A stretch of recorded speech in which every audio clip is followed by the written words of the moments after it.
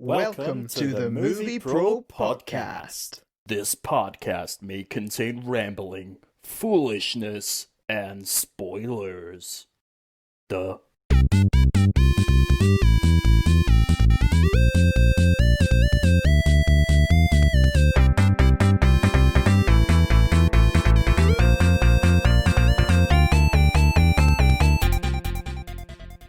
Hello and welcome to Movie Probe with me, Martin Cowan. What's up, Buttercup? It's me, Stewart Ryan Cinnamon. How are we doing? These welcomes are getting worse. I'm doing well. Yeah, how are you? How are you today?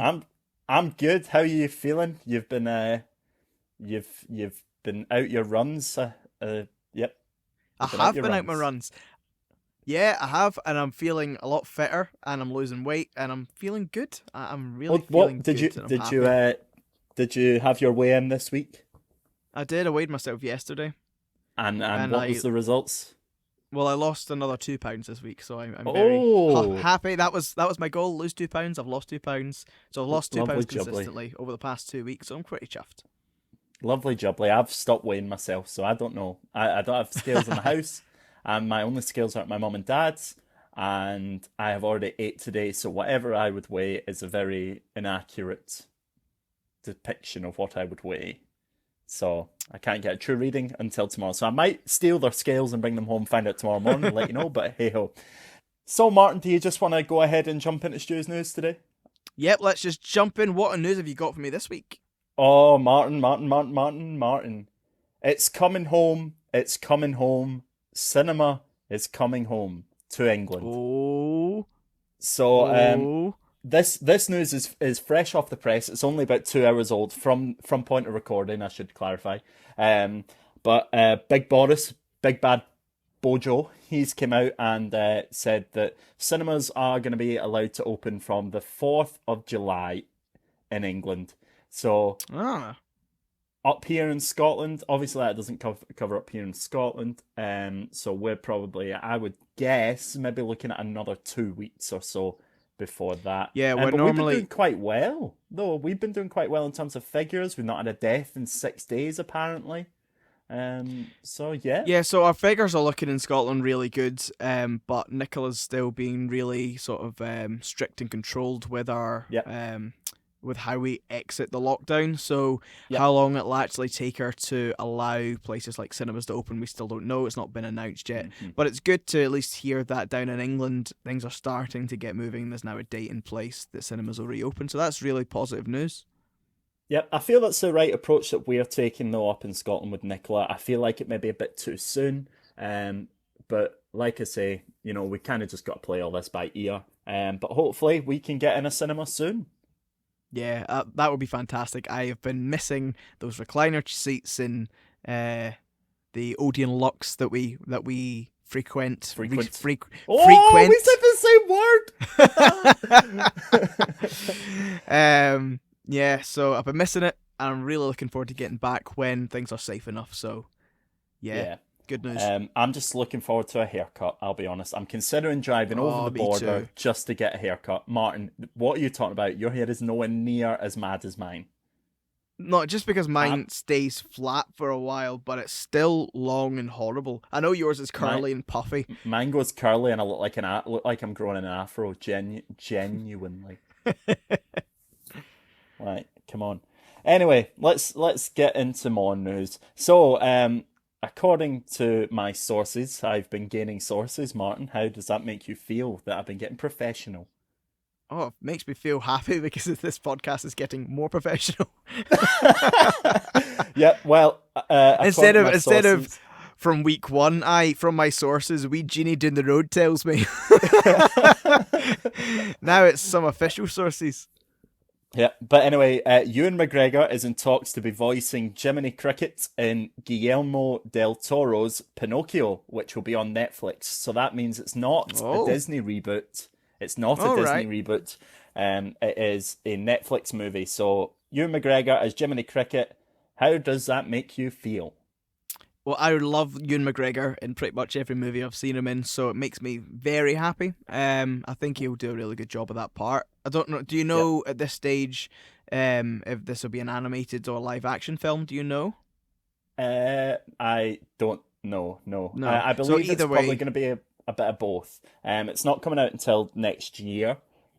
So there's, it could be a while before we see a trailer or yeah. anything of the such. Yeah, yeah. But no, I love Ewan McGregor, which I think he'll do that role justice. So that Hmm. sounds like it'll be pretty interesting considering it's not going to be Disney take on it. It will be a Netflix and a sort of it gives it more of a license to be maybe less PG. I mean, it probably will still be PG, but it Yeah, kind of gives it less of a. it is. It Disney have a is a lot of kid's strict story, Martin. rules. Yeah, yeah, of course. But Disney have a lot of strict rules, so Netflix maybe it might be interesting to see what take they have on it. So yeah, it sounds interesting. Yep. And while I'm continuing on casting, Kristen Stewart, she's in talks to be cast as Princess Diana in a film called Spencer, which is obviously Diana's second name. Nice. Yep. And Yep. the film is going to deal with her split from Prince Charles, and it's not going to include her death. Oh, okay. Um, So is Kristen Stewart British? I think so. Yeah, she went out with Robin Pattinson. Well, she cheated on Robin Pattinson with that director, didn't she? I Um, believe so. I believe that was in the allegedly, news. allegedly, Allegedly. we've got That's to say that's the allegedly for rumors these I've things. heard. Yes. I believe she's British. Yeah. Um, Cool. Well, like I say, I don't really know much of her work, to be honest. I've not seen Twilight. yeah, I've And not I'm not seen many either. really sure what else she's in that I would have seen. I mean, obviously I know who she is, but I don't recall any of her roles that I've seen her do. Uh, So based on that, I have no idea how well suited to that role she would be, to be honest. But yeah, yeah. it's certainly interesting. I don't. It's certainly interesting to do a Diana movie which doesn't include the most famous part of Diana's life, which was her tragic death. Um, which of course that was a tragedy, and I understand why they don't want to put that on film. Um, Hmm. but yeah, it'll be interesting to see what they do with that. Yeah, but hey ho. Yeah. I watched a documentary about the weekend after Princess Diana died and the kind of moments between her death and her um funeral, and how dark Britain became and how it really affected the people of Britain, which I think it's mental. So where do you stand on the conspiracy theory that it was the royal family that did it? Where do you stand on that, Martin? Martin, I tell me, Martin. I do not want to touch that with a barge pole. The I do not royal want the family government did it, listening in Martin. on They did this. it. I don't know. They did it, Martin. Come and find me. They already know I am. I don't want the government coming in on this podcast and trying to assassinate us. Like, oh, nothing, nothing. What's that red dot out the window? So anyway, Oh, moving on from that quickly. Speaking of casting, continuing on with this casting vibe I've got going on. There's been a lot of castings this week. Some of them I even had to leave out, Martin, because I thought oh, people aren't interested in that. Jamie Foxx. We've talked about Jamie Foxx last week we did. in Baby Driver. He is been cast as Mike Tyson in the upcoming Mike Tyson biopic. Oh, that could be I really rate good. that. I I would rate that definitely. casting so highly. Yeah, that could be a really good role for Jamie Foxx. Champagne casting that would work really well. Hmm. Yeah, I'd really like to see that movie. That could be Yeah, really good. you know me, I like a boxing movie. I like Rocky, I like Creed. So I'll definitely be into this. I like Mike Tyson. So it'll be a very interesting movie to see. Very interested to see how that unfolds. Now, have I got any more about casting? Nope. I have. Oh, I do. I do. I have one last casting Oh, thing. I an was going extra to save one. it to the end, but this is a big one. So, Michael Keaton. Don't know Yes, if you've seen this. You've seen this. I Michael have. Keaton, the famous I'm Batman. Well, it turns out he is in talks to play Batman again in the Flash movie. I looked into details. It's going to be. They're apparently going to try the story out like they have done in the TV series about the Flash going back in time to save his mum. But then it turns out he comes back and it's going to be Michael Keaton's Batman defending whatever universe it is they're in. It's going to be set 30 years later from that time, I believe. and he's going to play apparently he's going to play a Nick Fury type mentor role in the film to Oh, cool. Ezra Miller's Flash. Yeah. See, that's a movie I'm actually interested to see. I really feel Ezra Miller done a really good job as the Flash, even though he didn't have loads of screen time. From what I've seen, he seems quite very quirky and suits the role pretty well. Even though my favourite casting for that is Grant Gustin from the Flash TV series, but I still think he's done a really good job in the movie. So to have his own film, I'm actually interested to see tonally, even just tonally, what they would do with it. It has the potential to work really well, and then bringing in the fact of the whole going back in time, changing sort of dimensions, and going into a dimension with Michael Keaton's Batman, could be really, really cool. I'm Batman. DC do a solo film very well, like as we've seen with Wonder Woman and Aquaman, and controversially even, I think Man of Steel's a good film. The only place they really struggle is the team up movies, which then does make me kind of worry a little bit about this. But you know, if it's a Nick Fury kind of role and a kind of assisted role, then you don't really need to flesh out the character that much. Obviously, you want to give him a bit of meat, but really, it needs to be about the Flash. Hopefully that's the case, and that he kind of acts a bit like, maybe a bit like Willem Dafoe in Aquaman, or less romantic Chris Pine in Wonder Woman. There you go. Just start a love story between the Flash and Batman. Oh, well, that would be weird. Yep. Well, that's all I've got to say on that. I'm going to move quickly and do some trailers, talk about some trailers. Firstly, while we're on the DC universe, a slight, a wee snippet of the Snyder Cut was released. Did you catch it? It was. I did catch it. Good. And what are your thoughts, Martin? It's Diana Prince. She's there in an art gallery and she sees a picture. And the picture is Darkseid, who is, for all intents and purposes, for those of you who don't read DC comics or have a lot of knowledge on DC, Darkseid is like Justice League's Thanos. Right. To put it I plainly. mean, honestly, because I don't know much about DC like law in terms of comics or history or anything, it meant nothing to me. It was a very short clip. I'm just like, oh, okay, yep. For like say, for people who know more about like comics and like the DC world, it probably means a lot more. Maybe I'm presuming it's hinting towards him being part of the film more and things like that. Yeah. Well, apparently he did have a major part in the movie, but he was cut out of quite a lot of it. Well, in fact, he was cut out of the full thing because he never actually appeared. So a lot of Steppenwolf bits, who was the villain in that movie, were actually meant to be him, and it was really reworked, and that's why he really didn't work as a villain at all, and also looked horrendous. Yep. So hopefully this improves Justice League. For a start, it's got me a bit more excited about it, but yet to see what else changes. Yeah, absolutely. I mean, something, I don't know if you've seen this or not, and I don't know what the source was, so please don't take this as gospel, anyone who's listening, but I think I saw somewhere that HBO Max are interested in acquiring the rights to make a Ben Affleck solo Batman film. But I don't know even what the source was for that. I just saw it somewhere. Well, my only question to that my only thing on that is it was Ben Affleck's choice to leave. Yeah. The Batman. Yeah. So why would he come back? I mean, money probably, but money, and if he's given the creative freedom that he wanted, that might be a thing that brings him back. So I don't know. Yeah. As I say, I don't even know what the source was. It was just something I saw somewhere. But whether that's true or not, I do not know. But I thought I'd bring it up considering we were talking about HBO Max and the Schneider Cut. Cool. Nice. Well, continuing on trailers, a couple trailers dropped for things. Don't know if you've seen any of them. Trailer dropped for The King's Man.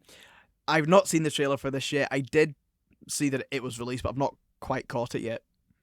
Okay, it looks very good, Martin. I'll be honest with you. So I'm not gonna tell you deep about that because I don't want to spoil anything for you. So I'll leave that. Cool. Well, I'm happy out. that it looks good because after the last Kingsman film, The Golden Circle, was it? Yeah, Golden Circle. Which was okay. I'm hoping it was a film. Yeah, but I'm hoping that this prequel will be very good, but we'll see. But I'm looking forward to seeing the trailer after. I'll probably watch it once we get done with this podcast. And lastly, the last trailer I want to talk about, trailer for something that I'm very excited about. You probably don't care, but you should at least watch it, is Disney Plus, July 3rd, Hamilton the Musical is dropping on there. Martin, I swear you need to watch it. You see, I don't know why you... If it comes out before my last choice, that may even be my last choice. Yeah, well, this is the thing. You're under the impression that I don't want to see this film, which is a live recording of the musical stage performance. Yep. Which is a lie because I am very interested in seeing Hamilton. If I had a choice, I'd be able to. If it toured the UK and came anywhere near where we live, I would definitely go see it. I'm just not riding. I never rode the hype of this is brand new musical you need to see. I'm like, yeah, I'd like to see it, but I'm not gonna scroll the internet and watch it. So well Martin, I'm happy it's coming to Disney Plus, and I will definitely watch it when it comes out.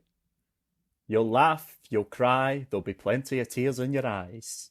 I'm telling you, Martin, because it's next level musical theatre. And if you are out there and are into musical theatre, definitely watch Hamilton the Musical. Lastly, Martin, I'm actually gonna bring a bit of sad news. We've never really had any sad news on this, but unfortunately, Joel Schumacher, who was the director for Batman and Robin, Batman Forever, and The Lost Boys, has passed away, aged 80. So big voice in the directorial community. A lot of people don't like those Batman films. I've never really watched them, but The Lost Boys, I've seen The Lost Boys, and The Lost Boys is a great film, and he has loads of other different movies, which I'm sure have impacted a lot of people in a lot of ways. So our thoughts are with his family and with the people who are big fans of his, because there are people who are big fans of his out there. It's always sad to hear when someone who's had such a cultural impact through like filmmaking passes away. It's always extremely sad. As you say, our thoughts and prayers are with his family and with the people who love and adore him the most. Yep, I think that is a good place to end it there for the news. So anyway, Martin, we're going to move on to this week's movie, and it is The Lion King. The Lion King, since the day he arrived on the planet. Yep. So there's parts of this where I've written out full scenes and stuff that really I thought were amazing and we should talk about. So let's just get right into it. The film starts with Nan Singonya Maba Bagati Fi Baba, and that is the actual words because I have it written down there. It is Nance Ngonyama Bagati Fi Baba. Oh, and then all this time I've been singing. I feel like we've gone too far. All this time I've been singing. Arsene Wenger is a manager. Should have bought Wanyama. Wanyama. Oh, you do City Who Wanyama. I do should have bought Wanyama. Oh, I just say Wanyama. I'm always like Arsene Wenger is a manager. City Who Wanyama. I could go on forever. So, I know, that's what I'm thinking. We could just sing all the songs and that'd be cool. But anyway, in fact, let's. No. Oh, I just can't wait to be king. You can have a little bit of the song anytime we hit a song, but that's okay. it. We are not. Okay. This is not a musical podcast. This is not Movie Probe the Musical. Oh, what an idea! Sorry, carry on. So anyway, the scene kind of starts with all the animals gathering for Simba's birth, and I think it really sets the scene well to kind of introduce you to this world of the animal kingdom and the grand and the magnitude and how important everything is. And just then, as you say, you get the song Circle of Life, written by Lebo M and the great Elton John, who, Martin, you do resemble a young Elton John. Apparently, well, we'll see. To be fair, there's a photo on my Facebook. I will go and find it and I will post it to the Instagram of Martin holding up a picture of him and Elton John next to each other. I think because the world needs to see this, but okay. The world does need to see it. But anyway, we then get to see Baby Simba. I've just written here, Baby Simba, cute. And as Rafiki shows him to the sky, shows him to the animals, and the sun shines down on him, and this kind of goes, well, this kid is important, eh?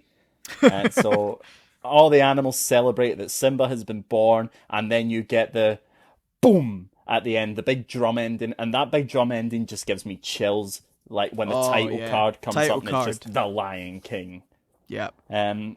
So after that, we then get introduced to Scar, who's kind of talking and teasing with a mouse. He's like chasing after him because obviously he's kind of been left to fend for himself, and he's trying to eat this mouse, but he's like playing with his food. And then Zazu, who is Mufasa's like wee messenger, comes and is like, "Oh, your brother's raging at you because you didn't come to Simba's birth thing," which Mufasa does appear, and it turns out that is the case. Mufasa is not happy. He's raging. But there's a bit of imagery there which I like, and I only really noticed it this time around because I'm being critical of it, And Mufasa is up on this big rock at the time, and Scar is down below. So it's like Mufasa is instantly being shown to be above Scar. Yeah. Such. So then Mufasa tells him off for not being there, and Scar. This is the first time we see Scar getting a bit sassy, talking about how he got the brains, but in terms of the brawn, he is missing the lion's share. And then Mufasa gets raging and pretty much asks him for a square go. So there's instant tension there. It's not a challenge. It shows that. Yeah. So Mufasa is pretty much like he takes no snash off of Scar. I can tell you that. No. And then, although what I did find interesting is in that moment, Scar reminded me a bit of Loki from Marvel in terms of he's not physically strong. He's kind of a weaselly character, but he's very intelligent. Yes, it's the brain. It's the brain which gets him, that hatches his plan and gets him to where he is, and he uses other people and he manipulates other people. It's very smart. His plan. So then we get the line. Obviously, tensions kind of cool down. Mufasa and Zazu are heading away, and then Zazu says to Mufasa he'd make a handsome throw rug, which is an interesting line. I thought the same thing. In the, I believe it's Hercules. I want to say it's Hercules. There is a throw rug which is of Scar. Oh, so that's not why I found it interesting. I found it interesting because I was going, but they're all animals in an animal kingdom. How do they know what a throw rug is? And that's what I genuinely sat and thought. I was like, that's a strange line. But I wonder if that's a deliberate link they put in deliberately. Who knows? Yeah. Well, I can't remember the release dates. I'm pretty sure Hercules even came out after The Lion King, so I think they'd maybe had written it like just as like a throwaway joke, and then they actually went and put him in as a throw rug in Hercules. Yeah, that's brilliant. So then we kind of move on, and we hear now there's a big thing about this movie I freaking love, and it is the orchestrations throughout. Yes. It's the same. It's the same like 3 tunes or whatever, but they're played to different magnitudes. And the first time we hear it is Rafiki's like on the wall and he's doing his painting and he does a painting of Simba, and it's the do do do do do do do do. It's that one. I believe it's called. I believe This Land is what it's called. I put a post up on Instagram about that. But that's the first time we kind of hear that. Um, and he's kind of just like, ah, that's where you first hear the Simba, which is so Simba. famous nowadays. Yes. So Yes. yeah, the orchestrations in this film are one of the things that just make it for me. Like I think that we had a discussion last week about how important orchestrations and music is in general is Yes. to a film, and I think in terms of this film, it is incredible how it's played. Like so much, like oh, it's just one of those ones that I can go away and listen to. Like you have those iconic themes like Lord of the Rings, Star Wars. There's Yeah. different music in all of these, and the stuff that just makes you go, "Oh man, that's amazing." But Lion King as a whole, I think, plays this so well, and the grandeur of everything really kind of builds up. So anyway, we move on. We see that kind of leads us to Simba now, no longer being a baby, kind of being like a kid. There's no real kind of scope as to what age he is at this point. But he's trying to wake up Mufasa. He's going in, he's being a little annoying kid, being like, "Oh, Dad, wake up, wake up, wake up." And eventually Sarabi, who is Simba's mum, turns to him and goes, basically tells him, "Right, get out, come on. The boy wants to play, it's your turn." And that leads us to our first memorable speech. Now, I've written it down, Martin, and Oh. I'm not going to do it in a Mufasa voice, despite the fact I think I do a good Mufasa. I'm not going to try it out in a Mufasa voice. I think the only thing I can really say decently is Simba, you are my son, and I think that's the closest. Like, I'm not That's going actually to not bad. murder this. I'm not gonna murder this because it's great. So it's the first big memorable speech. It's everything the light touches is our kingdom. A king's time as ruler rises and falls like the sun. One day, Simba, the sun will set on my time here, and will rise with you as the new king. Yep. So, and I then think, Simba asks him, "Sorry, on you go." yeah, I was just gonna say it takes you to that famous, pretty memeable moment where Simba then goes, "Oh, but what about the Shadowlands over The there?" shadowy place. Yeah. Yeah. hmm So that's what. And then Simba asks him, "What about that shadowy place over there?" Which is foreshadowing. Hmm. Oh.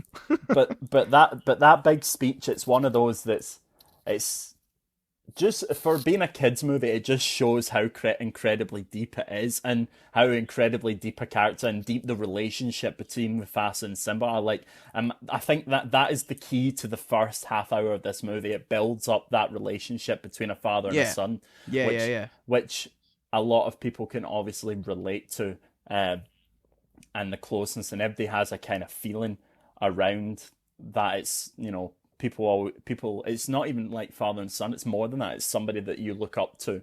Yeah. It's like a father figure. So it builds it up, and it builds it up so well, um, that you know he always tries to say to Simba, like, "Look, this is all going to be yours. I'm going to die eventually," but he does it in such a deep and delicate way that for a kids movie, it's like, oh, unreal. But it all Yeah. all kind of comes to foreshadowing, and then so does the next bit where he gives the big circle of life speech where he talks about how um when they die they become the grass, then the antelope eat the grass, and then they eat the antelope, that kind of thing. Yeah. So I just think all that stuff is so clever and so smart, and just to put it in It that kind explain. of way to Yeah. think about life. Does it in such a way that it explains to children what their point of the circle of life, what that is, and it makes it quite simple for a kid to understand that yes, we Yeah, eat the antelope, but once we die, we go into the ground and then we become the grass, and they eat the grass, so therefore it's like a circle of life, and it explains it yeah, quite simply but really effectively. So it's well done. yeah. Yeah. So then we get a little comedic moment where Zazu comes to give the morning report. Now the version of Lion King, there's two versions of the Lion King in this scene. There's one that's a song, and there's one that's just him talking, and then a scene goes on, and like a scene between Simba and Mufasa goes on. So I have the one on Disney Plus, at least, is the one without the song. So as Why is Zazu's there two talking, versions? I have no idea. Like I say, one of them includes a song. Yeah, because I remember there being a Um, song, and then it yeah, wasn't on Disney Plus. I think they kind of went, well, this doesn't really need to be here. This doesn't really need to further it. And Disney try and keep their movies, or at least at that time, tried to keep their movies to an hour and a half, to that 90 minutes. So yeah, um, whilst that's going on, whilst Zaz is giving the morning report, Simba and Mufasa, it shows that it's another chance to show that closeness between them, and how Mufasa is not only just his dad, but he's a teacher, and he teaches him how to pounce, because Simba's trying to pounce for this like bug, and then Mufasa's like, here, come on, let me show you how to pounce. So he says to Zazu, oh, Zazu, turn around, and then he's like, oh, why? And he's like, oh, just a pouncing lesson. He's like, pouncing lesson? And he goes and shows Simba how to pounce on Zazu. So that's great. We then show them back at Pride Rock, and there's a conversation between Simba and Scar, to which Simba kind of goes, my dad, he's kind of pretty much to put it simply, my dad says that I'm going to be king when he goes, and then he asks Scar, one of my favorite lines in the film is he asks Scar, here, when I'm king, what does that make you? And he's like, a monkey's uncle. Yeah, I know, it's a really funny line. Great comeback. Yeah. Monkey's uncle. So then he You're so weird. Yeah. Scar then kind of, we see this cleverness and we see this smartness of Scar as he manipulates Simba, because Simba obviously lets him know about the shadowy place or something like that. And Mufasa is like, yes, yeah, it's too dangerous for someone of your age to go to an elephant graveyard. Now, for a kid, that's like so exciting. You're like, what? Yeah. An elephant graveyard? That sounds amazing. So he knows that to manipulate him enough that he can do that. Yeah, and he tells him that so only the bravest lions go there, and he's like, "Well, I'm brave." Yeah. So he manipulates him. Yeah, so Simba has that in his head from like the start, that he always feels like he has to prove how brave he is. He always that's something that becomes very obvious. He always seems to feel like he has to follow in his dad's steps, which I've got a brilliant note about later. But that's a running theme throughout the beginning. He always feels like he has to be his dad, or he's going to be his dad. Not that he has to be, but he's going to be it. That everything his dad is, he's going to be. Then I just put, Simba then goes to get Nala, who is his friend at that time. And I just took a wee note here because she's being bathed. Imagine being bathed by someone licking you. That's what I took away from that bit, despite the fact they're all talking about like he's trying to get them to go. I'm like, why? What? Just imagine being bathed by someone licking you, like you're just sat in a tub, Martin, and then your mum starts coming up behind you and licking you, like. And when does that stop? When does that stop? When can you bathe yourself? Like, imagine you're 14 years old and your mum's still like, and you're like, right, I can do this myself now. I suppose it depends on the cup. Yes, I really want to. If I could interview a lion, that's probably one of the questions that I would ask them: is when can you wash yourself? When does the mother stop licking? The licking. When does it stop?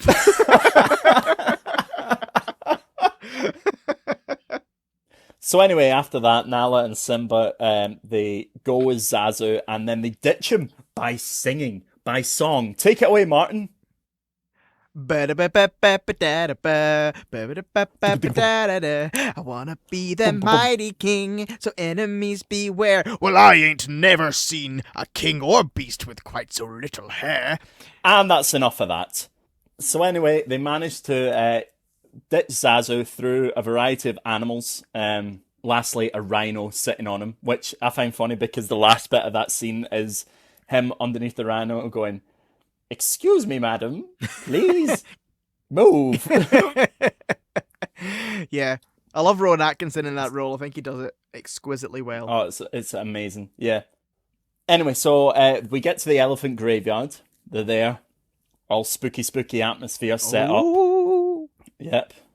And we see hyenas. Hyenas appear in the I bet they would have graveyard. laughed. Anyway, hyenas appear in the graveyard, and they threaten Simba, Nala, and Zazu. And I've just written here, I can't remember what they are because I ain't writing them all down. I've saved my big speeches. Bad puns ensue. So it's just one of them. I'm pretty sure is yes. It was just lying around. Yeah, he said one said about lying around, another said, oh, I forget now. Oh, yeah, one of them says about a Cub sandwich. Yep, that's one. All funny stuff, but I didn't feel. I actually thought you would remember them more than I would. Remember that one? Was there three, or was it just two? I think there's three. There's like three or four. Yeah, I don't recall them all. Oh, well. So anyway, they started getting chased by the hyenas, and I've just written this. Elephant slide looks like a good time. Yeah, they have a really good time as they're running away, sliding down. It's like a Yeah, as they're running for their lives. yeah, and they go as they go down the spine, they're like. Yeah, but I had just written, despite the circumstances, an elephant slide looks like a good time. They end up being cornered by the hyenas. So everything looks, oh no, doom and gloom. And Simba's like, right, he kind of works for himself that he needs to be brave. So he lets out his roar. The first time he lets out his roar, it's very weak. And then he goes to do it again, and then there's just this big roar. Mufasa! It's Mufasa coming to save the day. Love Mufasa. Yeah, Mufasa. And he scares off the hyenas. So the hyenas go running, tail between their legs, and Mufasa is not happy. He's not happy. He's proper raging because they've tried to kill his son, so he's not a happy tiger. Lion, now, sorry. Imagine not being a happy lion. But as we see, the camera pans and Scar has been watching all of this. Yeah, and that's what's interesting when you talked about the whole perspective thing earlier on about Mufasa being above Scar. But while they're in this land, which isn't Mufasa's land, Scar's higher perspective than Mufasa. Because yeah, I think it kind of. I think it's more at this time. It's more to not to show status or anything, but I think this time it's more to show that he's always watching. He's always keeping an eye on his plan, make sure everything goes as what he is put into place. And obviously, he's gonna he hates somebody, he hates Mufasa, so he's gonna enjoy seeing them get killed. Yeah, he's gonna enjoy that because he's sick. But anyway, we move on, and I've written here, Simba's gonna get taught a lesson here. Oh, every time I hear that, my heart sinks, because like his heart sinks. Like he's like, oh, I need to give my son a lesson, and he's like, oh. So then Mufasa tells Zazu to take Nala back to the Pride. And we get that iconic shot, and I love this shot. It's one of my favourites. It's when Simba puts his paw on Mufasa's paw print. Yeah, and it's iconic. In that, the imagery in that I've written is just chef's kiss. It's just, mwah. It's beautiful. Yeah, because it's so like trying to fit in someone else's shoes, and that's how he feels. And he feels that he's never going to measure up, and that's something that us as sons feel sometimes, that we can never measure up to our dad's expectations. We can never measure up to someone we look to as a father's expectations, and it becomes a real especially when we're in the wrong. that's when Yeah, it gets more yeah, magnified. It becomes more magnified because you feel bad about yourself, and then you kind of go, I'm never gonna, Simba at this point is like, I'm never gonna be as brave as Dad or whatever. But it's something um that I've had trouble dealing with a lot, is living up to people's expectations. But I don't know about you. It's something that we always yeah, feel that sometimes when it's going good, yeah, you feel great and you yeah. feel like it's gonna that you're totally the boss, and that sometimes you're the big foot and the other one's the little foot. But Mm, then sometimes things happen and you just feel like you can't measure up, yeah, and yeah. you No, just feel definitely. It's like one of those things that I certainly relate to in terms of, like, say, there's certain times in your life which um you feel like no matter how hard you're trying, or you think you're doing your best, but you still don't feel you're living up to or anywhere near the expectations that certain people, that you're, or not even certain people, but that you're trying to hit a certain standard you yeah, feel you're never gonna hit. yeah, So do you have this feeling of, I'm trying to walk in the footsteps of somebody that I'm never gonna live up to? yeah. So yeah, so that there's a lot of echoes between that here. Yeah, and that's the thing. We all hold our fathers and father figures into such high esteem that it is disappointing and it is sad when you either upset them or you're not doing as well as you think that they want you to be, etc., etc. But you know, um, I just think that it's just such a beautiful piece of imagery, and it's something that this film does so well. Is that, and I've also written here the orchestration here is class. I can't remember what one it is. I think it's the one that's like that one. I think it's that one. Yeah. Um, but yeah, that's all this is gonna be. This is gonna be you singing and me trying to do orchestrations. No, no, Uh, no, no, no. yeah, but people will know. So at this point, Mufasa tells Simba that being brave doesn't mean you go looking for trouble, and that he was actually scared today. So he's kind of bringing him Yeah, down to that. He's kind of bringing him down to Simba, being like, "Look, it's all right to be scared. Like you don't. I may be a brave guy, but I do get scared. Like being yeah, scared doesn't make you weak." Um. So I like yep, that just to exactly. show it's how even when he's telling him off, he can't be mad at him. Like there's always a lesson, Yeah, yeah. and he This always scene, sees the lesson in it. yeah, because I think at first when he says, "Oh, I need to teach my son a lesson," and there's the whole big paw Uh, print bit, that you think he's gonna, like, be shouting at him or punishing him in some way, but really he genuinely is teaching him a lesson by explaining to him that, look, I thought I was going to lose you today and you disobeyed me, and this is yeah, why I told you, you know what I mean? I told you not to do that. yeah, And I was scared I was going to lose you because you not only put yourself in danger, you put Nala in danger, and you went somewhere where you shouldn't have been, and you nearly cost her and your own life by doing it. yeah, Um, yeah, and teaching him that it's okay to be scared because he was scared as well. So yeah, it yeah, was very well handled. yeah. Because it always seems to me that he's never angry for anger. It's always frustration more than anger. Yeah, Because he is trying to teach him how to be a king, how to be a man, and stuff like that. So after that, after the kind of first telling off, they start goofing around and start playing around again. It's like, um, nobody scares them like your old dad and stuff like that. Um, and then we get Mufasa serious talk number two. I've entitled this. So this one I've written down as well. It's look at the stars, the great kings of the past look down on us from those stars. Whenever you feel alone, remember those kings will always be there to guide you, and so will I. So yeah, that's a deep one. I like that one as well. yeah, it's very deep. Just yeah, just because what's to come throughout the movie and the film, and how important that line actually becomes towards the end. And that's what's funny about this whole film, is obviously the film starts with the circle of life, but the whole film actually, there is little circles that go round and round and round in the movie, and this is one of them. So stuff that gets a payoff.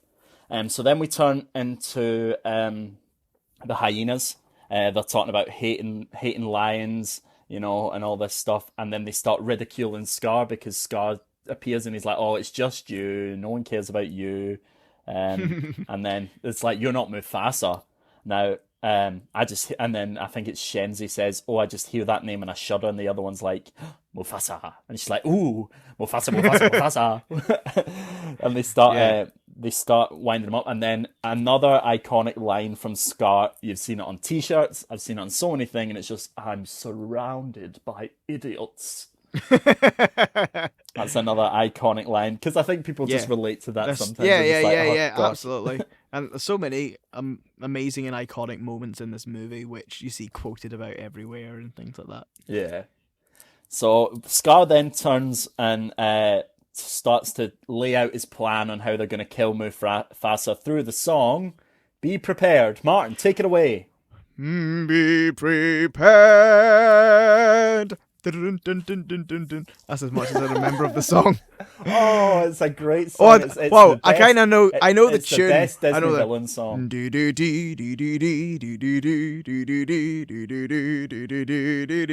So I know that, but I don't know what the words are. You made that sound like the Tetris theme song. I think it's, "I know that your piles of retention are as wet as a warthog's backside." Yeah, I really like the song. I know you rate it highly. It was never a song that I particularly liked when I watched it when I was younger. I appreciate it more now that I'm older and I can actually appreciate a really well-crafted villain song. Is tiptoeing nearer, and where do we feature? Just listen to teacher. I know it sounds sordid, but you'll be rewarded when at last I have taken my something. But anyway, but yeah, I think it's a great song, and I want to share the story. You've heard this story several times now, and I want to tell you the story. Tell it again! Of the dream that I had before the Scottish independence referendum. Do you remember the story? I've told you the story, yeah? I don't know. I might remember as you tell it. You'll probably know it when I tell it, because I have definitely told it in your presence. So, I remember, I don't know if I watched the film the night before the referendum or whatever, but I just had like this dream/nightmare of this song, but instead of it being Scar singing it, it was Alex Salmond, who was the first minister at the time.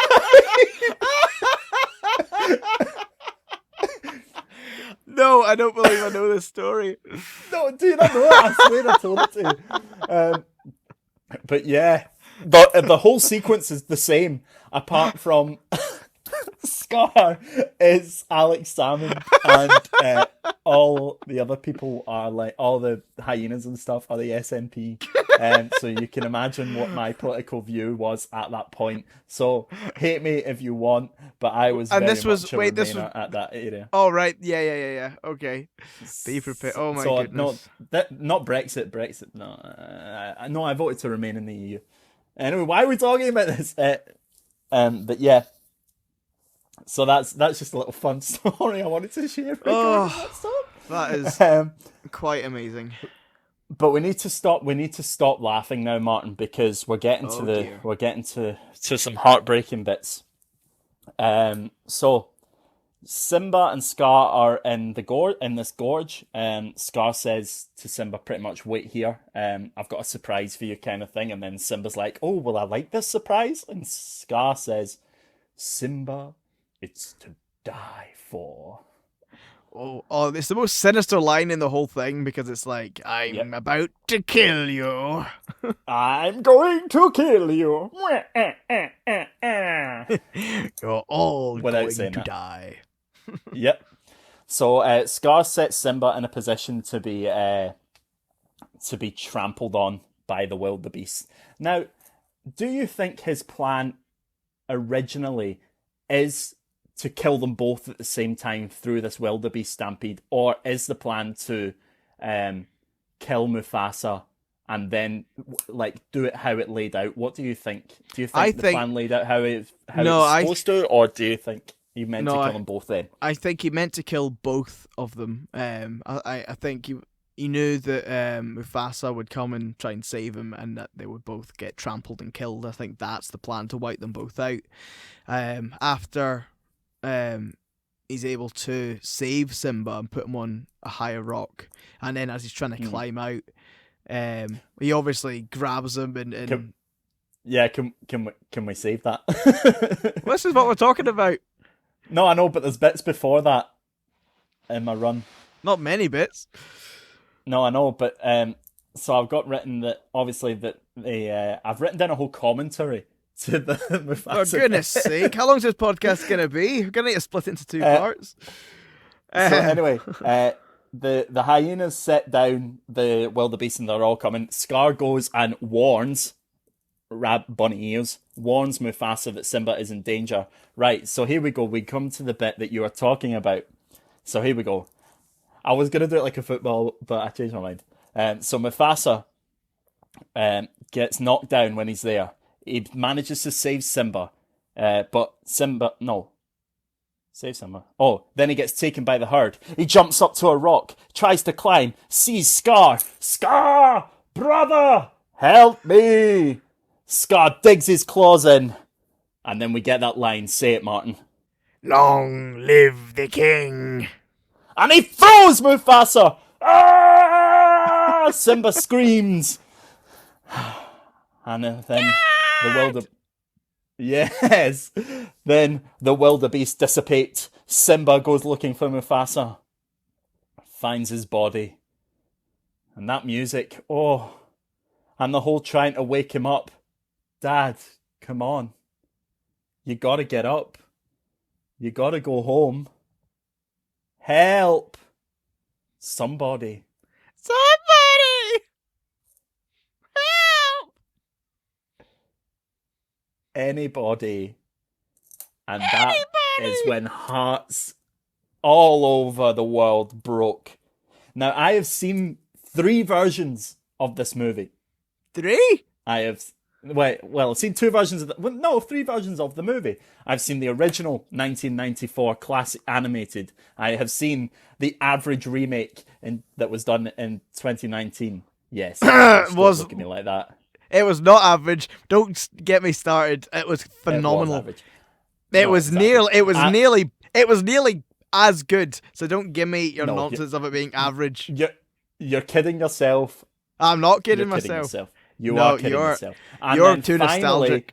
You're kidding yourself. You're kidding yourself. You're kidding yourself. And finally, the musical version, Martin, the stage show I have seen, and it doesn't matter how bad the version was, whether it had been the disappointing remake or whether it had been the disappointing stage show. I didn't like the kid who played Simba in the stage show. I need to say that. But every time that line, that whole moment, it just breaks my heart. Like, could you imagine being that young and finding your dad dead? Like, it's the denial. It's the denial of the, right, come on, you gotta get up. You know, you gotta go home. You gotta move. Come on. Like, it's the desperation of it all. And just how he's like, you can see it's like he doesn't want to believe it. And, you know, to imagine being a son, finding someone you love and finding someone that you idolize so much, just gone in front of you. Like, it's crushing. Like, I can't speak from experience, but it must be crushing. And the way they play it off through everything, through the cracks in the voice of anybody, and whoever voiced young Simba in the animated film, my goodness, incredible. Oh yeah, Incredible yeah, acting in that. incredible But acting, and it was handled really well. It was very yeah, emotional, and yeah, it was one of the most heartbreaking scenes of kind of any yeah, animated film I've ever seen. yeah. For me, the death itself, the actual happening of the death itself, isn't it's not that majorly impactful, but it's the aftermath. Yeah, It's that it's his reaction that reaction. Yeah, really sends it home, because it is someone essentially just throwing someone off a building, but it's a cliff. But yeah, man, that impactful. And just as as we're trying to recover from that reeling moment, Scar comes down to do what he does best and twist the situation, and he blames Simba for the murder. He says that he killed Mufasa and that he should run away and never return. And as Simba starts to run away, he sets the hyenas on him to kill him. But Simba does manage to escape. Then we go see Scar. He informs the Pride that Simba and Mufasa are both dead, and he takes the crown for himself. And as we see him take the crown, we start to see the shadows of hyenas appearing, and things start to get dark and over at Pride Rock. So after all that heaviness, Disney kind of go, oh, that's probably the darkest 15 minutes of a movie we've ever done. Let's lighten it up a bit. Come on, lads. How can we make them laugh? Let's get the funny back out. So we then see the comic relief. Hey, Timon and Pumbaa appear. Two of my favourite characters. Yep.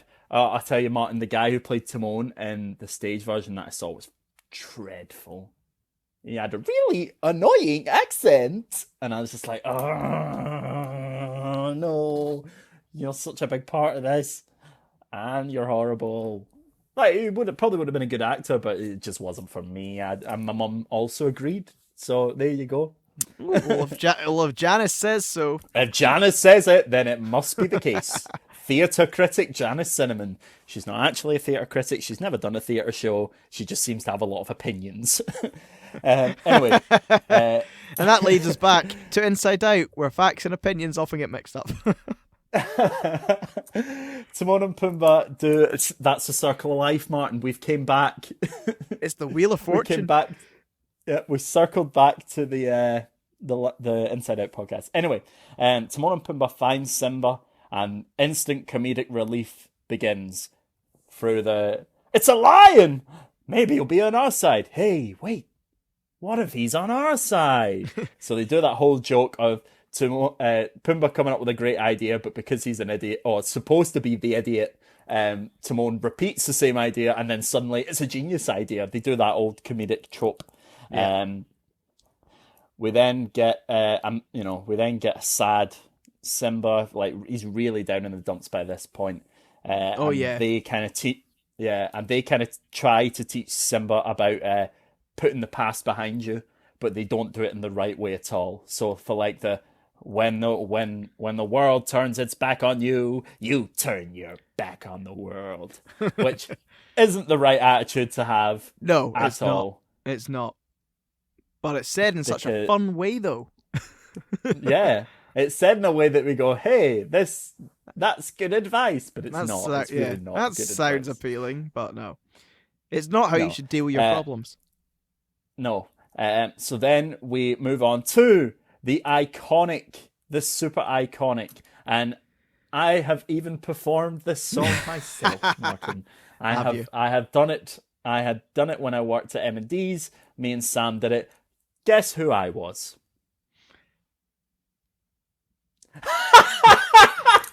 I love how you had to save yourself from laughing. Sorry, was it Pumbaa? Yeah, so for context, Sam, the guy I worked with, is a very he's a character actor, and he's very kind of slimline and, a very skinny, energetic male. So he was. And then on the other hand, I'm actually quite a good character actor, I'll be honest. But yeah, on the other hand, there was me, who is not Slimline. Is of the slightly meatier variety. So I was Pumbaa. Also, I could do the when I was a young warthog. When I was a young warthog. Yeah.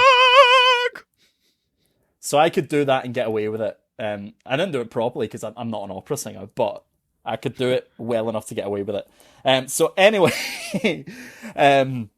we get Hakuna Matata. So take it away, Martin. Oh, you've already kind of sung a bit. Never mind. No, you've sung a bit. You've done your bit. Oh. Okay, we'll do the chorus. Okay. Hakuna Matata. Woo! What a wonderful phrase. Take it, Martin. Hakuna Matata.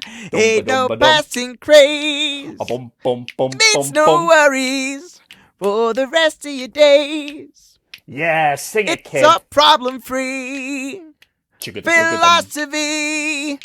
Hakuna Matata. Yep, so we get that, and throughout Hakuna Matata, Simba hits puberty throughout the song. Yep, and he gets taught about eating bugs, and I've put in brackets a lion's version of vegetarianism. Yeah, because he's looking in such a way, kind of. Yeah, he's looking for meat.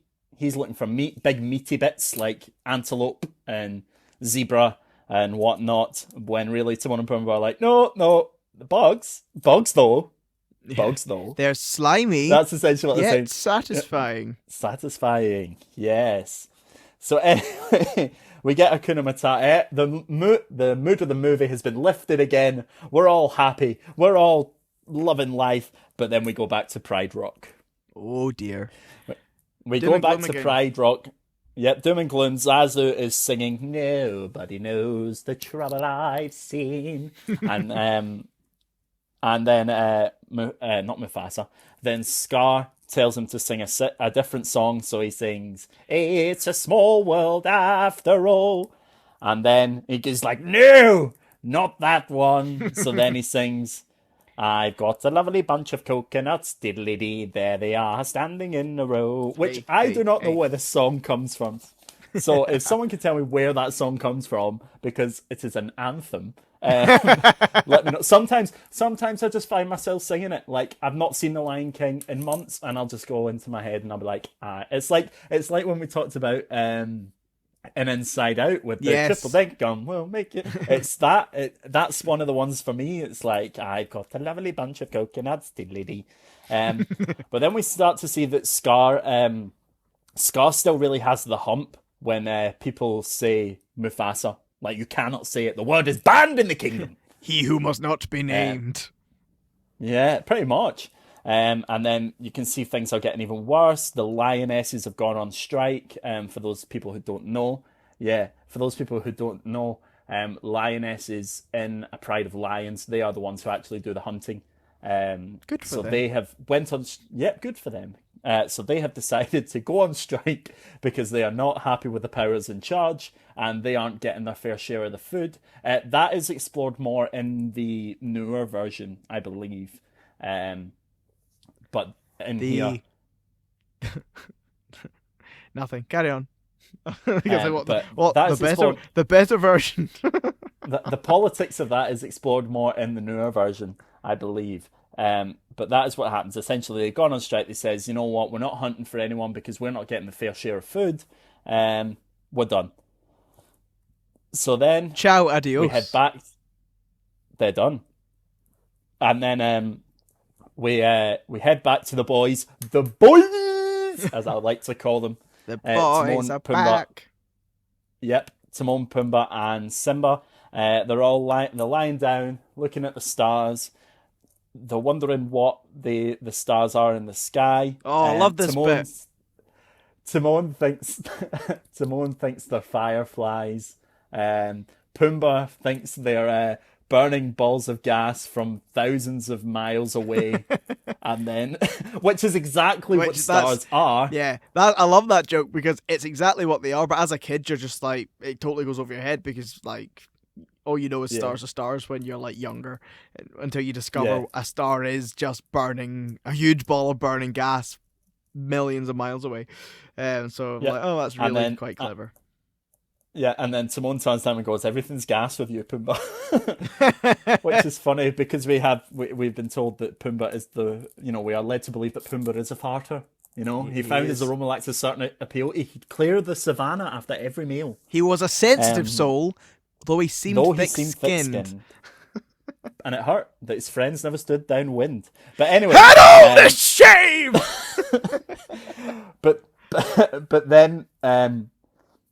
But then they ask Simba what he thinks what he thinks that the stars are, and he repeats what his dad taught him in the sense of their people in the past looking down on him and stuff. And then Timon and Pumbaa, they start to ridicule him. So then switches to daytime. Timon and Pumbaa are singing in the jungle. They're looking for some grub. A whim away, a whim away, a whim away, a whim away. A whim.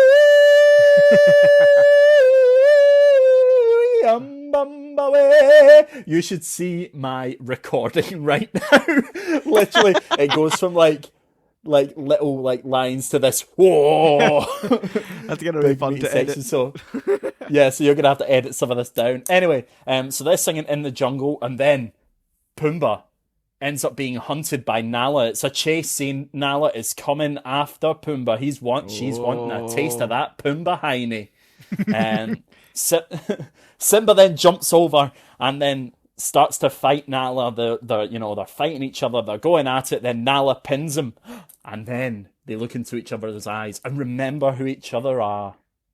Yeah. You're Simba. You're Nala. Whoa, this is crazy. We're all friends again. Hey. Then I love the bit when Timon is like, "Wait, so you two know each other and you want to eat him, and we're all okay with that? Have I missed something?"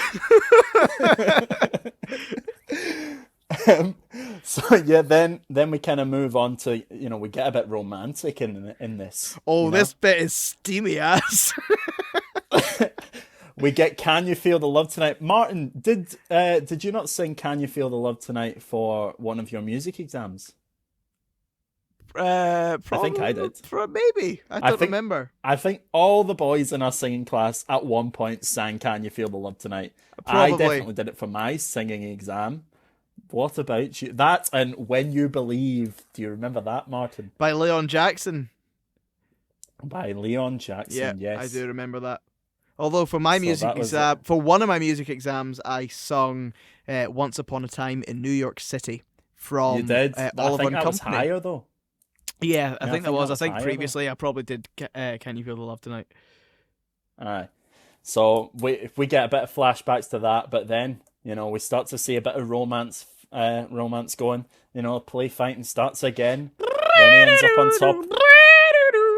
Yep, bit of Careless Whisper wouldn't go amiss. Then Nala and Simba ends up on top of Nala. Nala gives him a look. Those eyes. those eyes. And then we'll move on because we're a child-friendly podcast. So after that, it's very much the romancy. They're in love. Can you feel the love tonight? I felt it. Did you feel it, Martin? Oh, you couldn't help but feel it. All right. So anyway, Nala tries to get Simba to go back, but he refuses because, he's scared to face the music. He's scared to go back because of what he's believed due to Scar's manipulation. And she's disappointed. And then they have that line of Simba turns to Nala and says, "Oh, you're starting to sound like my father." And then Nala's like, "Well, at least one of us is." Oh, whoa! It's like the screaming. Biggest burn. Yeah. So then we get the big turning point of the film. Nala's gone off, and Simba then goes away himself, and he shouts at the clouds. Old man shouts at cloud. That's one of the things. So Simba shouts at the cloud that Mufasa said he would always be there. He's like, you said you would always be there. And then Rafiki appears and asks Simba who he is. And he says that Rafiki also says that he knows Mufasa. Not that he knew Mufasa. He knows Mufasa. He knows him. Correction. I know your father. Follow me. And he tells Simba that he is alive and that he lives in him. through which we then see through Simba looking in the water. He's like, look closer, look closer. He lives in you. Hits the water and turns Simba's face turns into Mufasa. Mufasa then appears in the clouds, and I've written this down. I've written this speech down. So you ready for this one? Oh, here we go. Simba, you have forgotten me. You have forgotten who you are, and have so forgotten me. Look inside yourself. Simba, you are more than what you have been. You are more than what you have become. You must take your place in the circle of life. Simba asks, but how can I go back? Mufasa replies, remember, Simba, who you are. You are my son and the one true king. Remember, Simba, who you are. Yep. For me, that's the most powerful speech in the film. Yep, I've even preached off this. Yep. Off this video. Yep. Off that clip. About how we can forget who we are. We can run away from what we are so much. And it kind of goes back to the Great Showman podcast that scene just impacts me in the sense of, for so long, like, I was that. I did run away from who I was supposed to be, and I'm pretty sure you've been there yourself. You know, I won't go into depth about mine, but but we've all done it. I feel like we can all. It's again something that we can relate to. That sometimes we do need to remember who we are, because with everything that goes on in the world and all these things that happen, whether it's our fault or whether it's not our fault, it is easy to lose yourself in the music. In the see, I was trying to get an Eminem there, but it is easy to lose yourself, and sometimes you do need that reminder, and that's such a powerful scene, man. And again, the music totally adds to the scene and builds the scene as well. Yeah. So then after that, the wind changes direction in the grass, and Mufasa and Rafiki have a conversation. Simba's like, "Oh, looks like the winds are changing," and then Rafiki's like, "Change is good, but it's not easy." And then Rafiki teaches him that the past can hurt. I need to stop doing this accent. The past can hurt. That the past can hurt, and you can either run from it or learn from it. And he kind of teaches him that through smacking him on the head with a stick. Smacking him on the head with the stick. So through that, Simba then's like, right, I'm gonna learn from my mistakes. I'm going back, boys. Yay! So then Nala tells Timon and Pumbaa about what happened at the Pride Lands and what happened with Simba and who he is and what he actually is and all that kind of stuff. We then see Simba back at the Pride Lands, and he then sees how desolate that it's become. Yeah. How much ruin it has been. He's then joined by Nala, Timon and Pumbaa, and I've written here, the Fab Four are ready to fight. Yeah, it really starts coming to a head. That they're now ready to take on Scar and his army of hyenas as well to reclaim the kingdom which is rightfully his. Yep. So then they move closer. They see the hyenas, and Timon and Pumbaa are like, "Oh, how are we gonna distract him or whatever?" And then Simba just says 2 words: live bait. And then we go. This is up there one of my this is up there one of my favorite scenes in the movie, and it just cuts to luau. If you're looking for a hunk of fat and juicy meat, eat my buddy Pumbaa because he is a treat. Come on down and dine on a Stacy Swine. All you got to do is get in line. Yakin yup for some bacon yup. He's a big pig. You could be a big pig too. Oh. So yeah, I even went and learned the whole thing. Wow. And then they run away. They lead the hyenas away. Then back on Pride Rock, Sarabi tells Scar that there's no food. Simba's watching all this, and that they have to leave. Scar hits Sarabi, who is Simba's mother, and that enrages Simba. He's ready for a fight. He goes to her. Like morning. Scar tries. He goes for the square goal. Scar tries to get Simba Don't then you to ever admit hit my to... mother like that. Yeah. Scar tries to then get Simba to admit to killing Mufasa by manipulating him. Again. Yep. So Simba does, admit to that. And this all happens very quickly, I feel. Maybe a bit too quick. But Simba admits that he does kill Mufasa. Or that he believes that he kills Mufasa, which we all know he didn't. It then starts a fight between Simba and Scar. Again, they continue their fight because I can't remember what Scar says. So it's because Scar admits to Simba that it was him who killed. Later. A little bit. But anyway, you're right. Yeah, Simba's hanging over the edge of a cliff, and Scar goes, "Oh, this looks familiar. I wonder where I've seen this before." And that's when he admits to killing Mufasa. So that makes Simba rage. He jumps back up off the cliff and forces Scar to admit to everyone that he killed Mufasa. Yeah. To which Scar then does because he can't run away from it, and a big fight. This is when the big fight happens between everyone. So the lions and the hyenas, Scar and Simba. We then move on to another comedic Timon and Pumbaa scene because Timon and Pumbaa run into the cave where Zazu's being held. Zazu's like, "Let me out." Timon's like, "Let me in. Yeah, and they both get cornered by the three hyenas. Yeah. And then Pumbaa appears, and I can't remember what he says to get their attention, but he's like, they're like, "Oh, who's the pig?" And then it's like, oh, they called him the pig. You shouldn't have done that. Yeah. They call me Mr. Pig. Ah! And then he chases them out. So then Simba and Scar are heading to the top of Pride Rock. We're getting towards the climax of the fight. The flames are engulfing the place. Simba says he won't kill Scar, who is cowering, but he just tells him to run away and never return, like Scar did to him once he killed Mufasa. Yeah. Scar then kind of is like, "Oh, okay, yeah, I'm gonna do that," and he plays possum to Simba and then throws ash or fire or whatever into his face, and the fight continues. Simba then manages to get the better of him, kick him over the edge, and then he's left at the mercy of the hyenas, who have now turned on Scar. And then we can only assume that they eat him.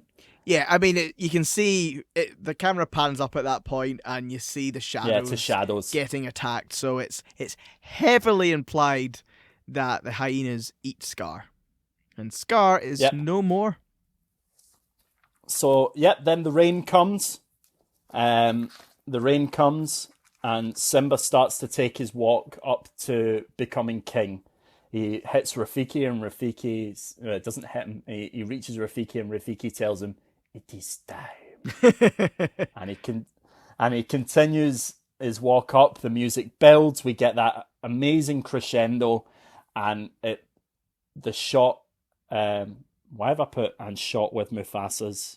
Remember? Oh, right, yeah. So as he's walking up, the music starts to build, and then you just hear in the background Mufasa's "Remember." And that gave me goosebumps, like everything from the music to the build-up to the goosebumps to Simba's roar of him taking his place where he belongs. And then, as we see, the rain dissipates, the rain starts, everything goes back to normal. Cuts to however long, Pride Rock is healed, and we see Simba and friends above all on Pride Rock with their baby girl, I believe. And thus, the circle of the movie is complete. We started with Pride Rock, we end with Pride Rock. It's all about the circle of life. We start with the circle of life, we finish. So that has been The Lion King. That has been our review of The Lion King. I hope you enjoyed that. I did. But I'm done. I'm done. I'm done. Awesome, yeah. As you say, Lion King, what a fantastic film. Probably one of certainly one of the great classic films of our generation, if not the most classic movie of our time. It's a phenomenal film. Definitely. So, Martin, we're running quite a bit on time, so I'm just going to ask you for your score out of 10 for The Lion King, please. Lion King, as I said, because it is such a classic, I cannot give it any other rating than a 10. 10! Is that your first 10? It might be. It might be. Well, we're gonna have to go back and listen. But yeah, that is a 10, Martin. I couldn't agree more with you. It is indeed, for me, also a big fat 10 out of 10, like pretty much every other movie I've picked. But yep. Excellent, fantastic. Well, I'm glad that we both got big 10s. We both agree there. Martin, what have you got for me next week? This is the last of your 5, remember? This is the last of my choice, and I really struggled because I have so many different movies that I could pick. As I say every week, I try and mix it up in terms of genre sometimes, or try not to be super predictable. Because if it was down to me, I could literally just sit and say I'm listing 5 MCU movies, which I'm not going to do. I've done one. I agree. Yeah. Anyway, continue. So I really had to think about what I wanted to pick, and I literally only finalized my decision actually while recording this. Was when I actually finally made my decision of what I was going to choose for next week. And next week, we are going to be reviewing The Hunger Games. The first one? Yes. Okay. Well, no, it could have been... They're all called The Hunger Games. Okay, that's very interesting. I honestly did not expect you to pick that. Yeah. Fair enough. The original Hunger Games, I love... mainly the concept and the way, especially the first film, works out. I really enjoy, and we'll talk about that a lot more next week as we review it. Awesome. Well, do you know what? I enjoy the Hunger Games. I like the first 2 movies a lot, so I'm very glad that you picked that. Fantastic. Well, that is the end of Movie Probe for another week. Thank you for joining us. Thank you for sticking with us. Remember, you can find us at all our social medias. That's Instagram at Movie Probe Official. That's Facebook, Movie Probe Official with Martin and Stewart. Twitter at Movie Probe Official. Where else, Martin? Basically, if you're looking for any of our links, we have a link tree, which is listed on our Facebook, on our Instagram, and also listed in the description of our podcast, whether that's wherever you're listening on Spotify, on the website, or any of our places. The link to that will be there. So any of our social medias you can find through that link tree link. So that's you can find YouTube, Facebook, Twitter, Instagram, all there. Remember, you can also find us on Spotify and Apple Podcasts and Google Podcasts, and also where you get all your good podcasts from. Remember to leave us a review on any platform you can. Also, I want to give a shout out this week. I'm going to do a shout out of the week to Hazel Cooper. Hazel Cooper, if you're listening, hello, thanks for listening. Yes, we are in your bedroom again. Ha ha ha ha ha. Don't say we're in your bedroom again. I know. If our boyfriend heard this, for goodness sake. For context, she told me that she listened to the podcast when she was in bed, so technically we're in a bedroom. Anyway, enough of that. Thank you very much for joining us this week. If you want to shout out, or if you're listening, let us know who you are, and we'll give you a shout out on the podcast. We will pick one person every week, and we will let them know. This is something I've decided that we're starting, Martin. I'm telling you now. We've decided to do this until we decide to get a Patreon and start asking people to pay for it. Yep, he is not wrong. Well, anyway, thank you all for joining in. Remember to follow us on all social medias and also give us those reviews, those 5-star reviews. 5 stars, please. For everyone who gives us a 5-star, we will give you a $5. By that we mean 5 high fives. That's what we mean by a $5. Anyway, thank you very much for listening. I've been Stuart. I have been Martin. And this has been Movie Probe with Stuart and Martin. See you next week. Bye!